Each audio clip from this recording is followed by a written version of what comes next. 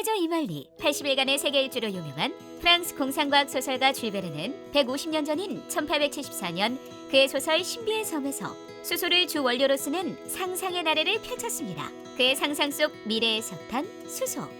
수소는 친환경 시대의 독보적인 대안이 되었고 인류는 수소가 에너지원이 되는 수소에너지 시대를 맞았습니다.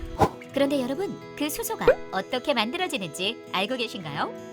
흔히 우리가 마시는 물, 그 물을 전기분해하면 수소와 산소가 만들어지죠. 반대로 수소와 산소를 전기화학적으로 반응시키면 어떻게 될까요? 바로 여기에 수소가 에너지가 되는 과정이 숨겨져 있습니다.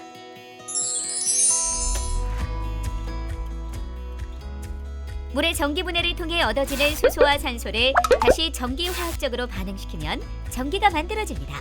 이 같은 사실을 발견한 과학자 윌리엄 그로브는 1839년 최초의 수소 연료전지인 그로브 전지를 개발하게 됩니다.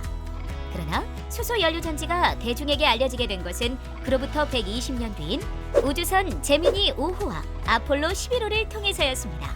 수소 연료전지는 우주선에서 필요한 전기를 지속적으로 공급해 주었고 생산 과정에서 발생한 물은 우주인들의 식수가 되었습니다.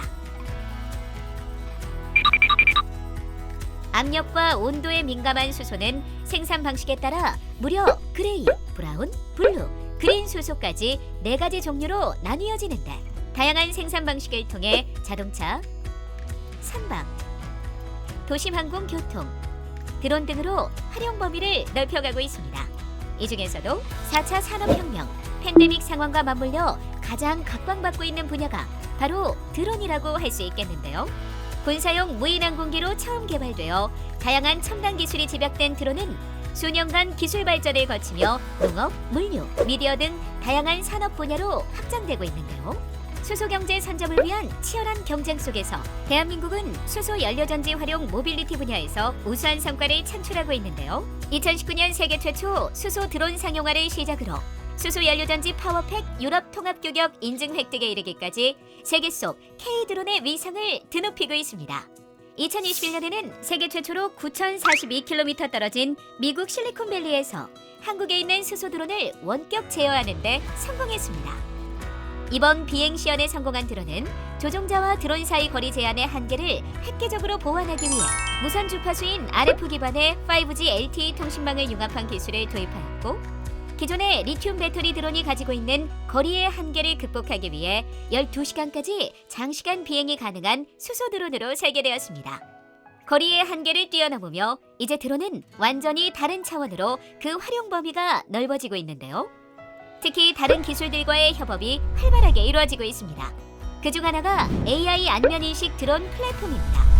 안면인식 솔루션 기업과의 협업을 통해 AI 안면인식 기술을 드론에 도입하여 치매 노인과 실종 아동, 범죄자 수색 과정에도 활용할 수 있게 되었습니다. 국토부는 이러한 뛰어난 국내 K드론 시장 활성화를 위하여 2018년도부터는 민간이 보유한 우수 기술의 조기 상용화를 유도하는 드론 규제 샌드박스 사업을 통해 611개 드론 기업을 지원해왔으며 2019년부터 25개 지자체의 드론 실증 도시를 선정하여 드론 실증 도시 구축 사업을 시행하고 있습니다.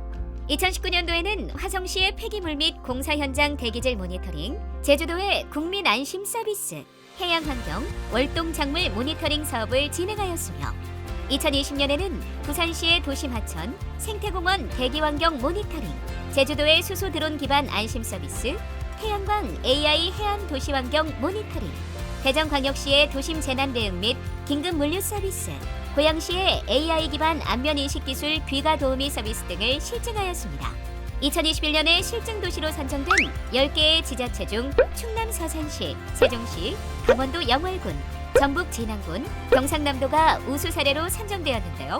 충남 서산시의 경우 수소 연료전지 드론을 이용해 왕복 26km 섬 지역에 긴급 물품 배송에 성공하였으며 비와 바람에 강한 수소 드론의 강점을 활용하여 안개가 많아 사고 파악이 어려운 갯벌 지역의 수색 작업에도 성과를 거두었습니다. 세종시의 경우 건설 현장 안전관리와 불법 5개 광고, 도시바람 숲길 생육 모니터링과 공공서비스 음식 배달 시연에 성공했습니다. 영월군은 지난해 드론 물품 배송을 위한 앱 개발에 성공하여 산간 지역 드론 배송에 성공하였으며 드론 테마파크 조성 등의 사업을 진행하였습니다. 진안군의 경우 악취 측정 시스템 개발, AI 불법 행위 감시 모니터링 등의 사업을 진행하였습니다.